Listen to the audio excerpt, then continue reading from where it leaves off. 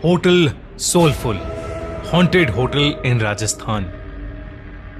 3 दोस्त पीयूष, विकास और अमित राजस्थान के एक छोटे से गांव छीत्री आए थे। वो लोग अपने बिजनेस के लिए उस गांव में फैक्ट्री डालना चाहते थे, क्योंकि उस गांव में जमीन और मजदूर दोनों ही काफी सस्ते थे।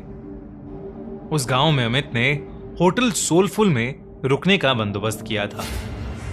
होटल सोलफुल एक छोटा सा होटल था।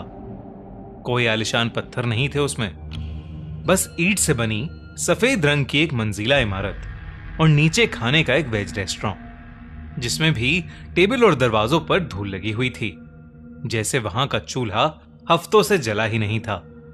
जैसे ही वो लोग होटल पहुंचे तो उन्होंने देखा कि वहां कोई स्टाफ ही नहीं था।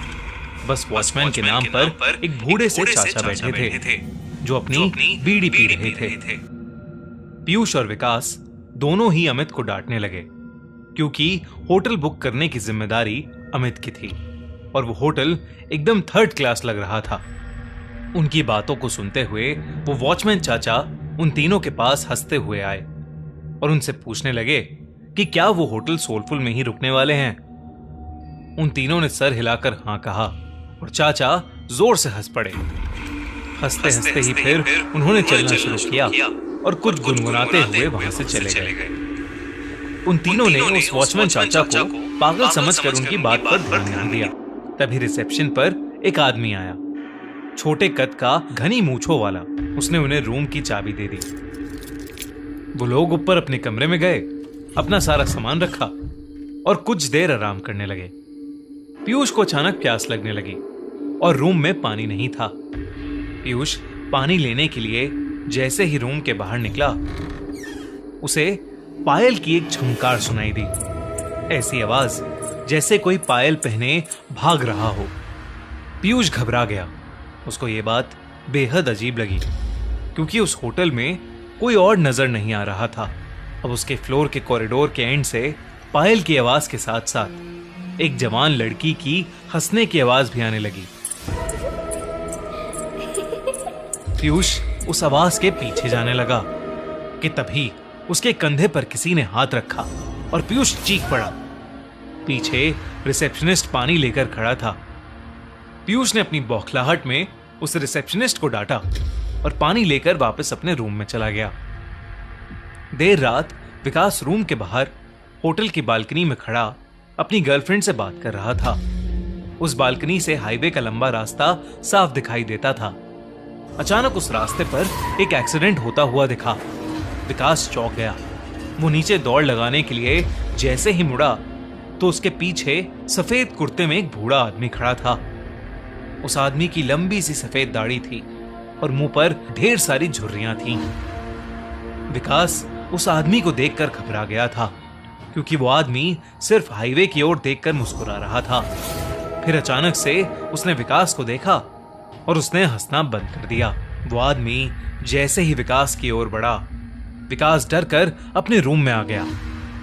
रूम में आकर जब उसने अपने रूम की खिड़की से उस हाईवे पर देखा तो वहां कोई एक्सीडेंट नहीं हुआ था।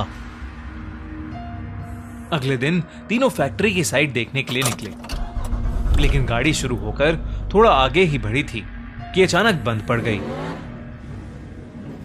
दोस्तों, खूनी मंडे की थ्रिलिंग स्टोरीज के साथ साथ एंजॉय करो साउथ अफ्रीका की thrilling T20 cricket league SA20, जो आप जियो सिनेमा पर देख सकते हो एकदम free. Faf du Plessis, Buttler, Miller, Klaasen, Stoinis जैसे बिग हिटर्स इस लीग में खेल रहे हैं और अब इस लीग के क्वालिफायर्स और फाइनल होने वाले हैं। तो जल्दी से ट्यून इन करो जियो सिनेमा और देखो SA20 लीग। लिंक डिस्क्रिप्शन और पिन कमेंट में। साइट जाने के लिए कोई बस या सवारी भी नहीं थी, तो उन तीनों ने रिसेप्शनिस्ट के कहने पर शहर से एक मैकेनिक को बुलाया। 3 घंटे बाद जब मैकेनिक आया तो उसने थोड़ी देर तक गाड़ी को देखने के बाद कहा कि गाड़ी को वर्कशॉप ले जाना होगा। वो तीनों मैकेनिक के साथ ही टो करने वाली गाड़ी में चले गए और साइट पर उतर गए। साइट देखते देखते शाम हो गई थी।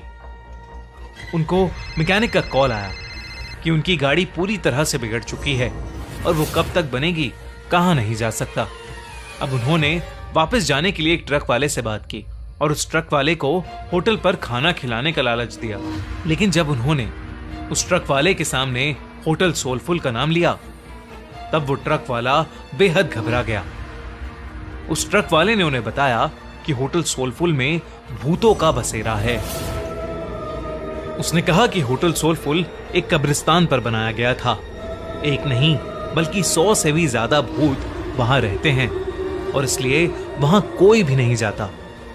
पीयूष और विकास के साथ हुए हादसों ने उन्हें सोचने पर मजबूर तो किया, पर अमित भूत प्रेत और सुपर नेचुरल चीजों में नहीं मानता था। उसने ये बात रफा दफा कर दी और ट्रक ड्राइवर से कहा कि वो उन्हें होटल से थोड़ा दूर ही उतार दे। बहुत मनाने के बाद वो ट्रक वाला मान गया और वो तीनों जैसे तैसे होटल पहुंचे। देर रात हो चुकी थी और तीनों कमरे में आराम कर रहे थे। अमित भी लेटे लेटे अपने फोन से खींची फोटोज देख रहा था, लेकिन अचानक वो उठकर बैठ गया। ऐसा लग रहा था जैसे उसके होश ही उड़ गए हों। उसकी तस्वीरों में उनके ही कमरे में कई सारे बच्चे दिखाई दे रहे थे। वो बच्चे शायद जो उस होटल में बसे भूत थे। अमित के हाथ पांव ठंडे पड़ गए। उसने पीयूष और विकास को जब फोटोज के बारे में बताया तो वो तीनों बहुत घबरा गए। वो उस होटल के रिसेप्शनिस्ट को ढूंढते हुए नीचे आए, लेकिन रिसेप्शनिस्ट का नामो निशान ही नहीं था। वहां उन्हें वो बूढ़े चाचा बैठे हुए मिले।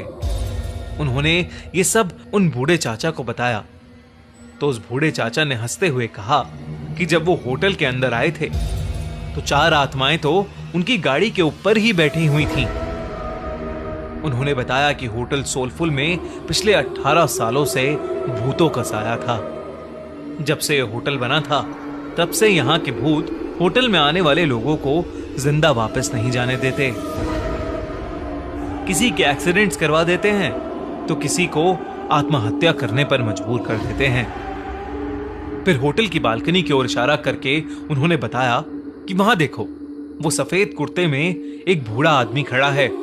उस आदमी ने यहां होटल बनाने से मना किया था क्योंकि यह जगह कब्रिस्तान की थी, लेकिन कुछ महीनों बाद होटल के सामने वाली रोड पर उसकी एक्सीडेंट से मौत हो गई। और आखिर में उस वॉचमैन ने उन तीनों को बताया कि उनकी गाड़ी ठीक नहीं होने वाली थी। वो गाड़ी अपने साथ कई साए ले गई थी। होटल में रहने वाले उन बच्चों की आत्माओं को वो गाड़ी पसंद आ गई थी और शायद इसलिए वो तीनों अब तक जिंदा भी थे। उस बूढ़े वॉचमैन ने उनसे अपनी जान बचाकर वहां से निकल जाने को कहा।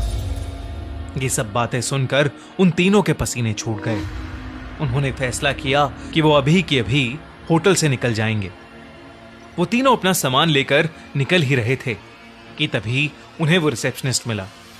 वो तीनों उसे धक्का मार के वहां से तेजी से भागे। हाईवे पर आकर वो लोग आगे जा रही गाड़ियों से लिफ्ट मांगने लगे, लेकिन कोई गाड़ी रुकने का नाम ही नहीं ले रही थी। तभी वो रिसेप्शनिस्ट उनके पास आया और हाफते हुए उनसे पूछा कि वो लोग भाग क्यों रहे थे।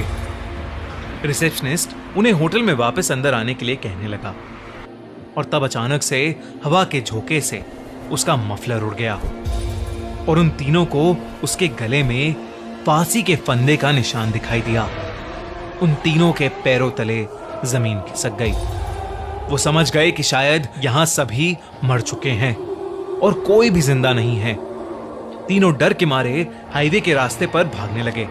भागते भागते जब कुछ दूर तक पहुंच गए तो उन्होंने पीछे पलट कर देखा। हवा में कई सारे भूत उस होटल के चक्कर लगा रहे थे और रोड पर खड़े वो वॉचमैन और रिसेप्शनिस्ट उन्हें देखकर अजीब तरीके से मुस्कुरा रहे थे। चीत्री गांव के बारे में बात करने से आज भी वो तीनों बेहद घबराते हैं।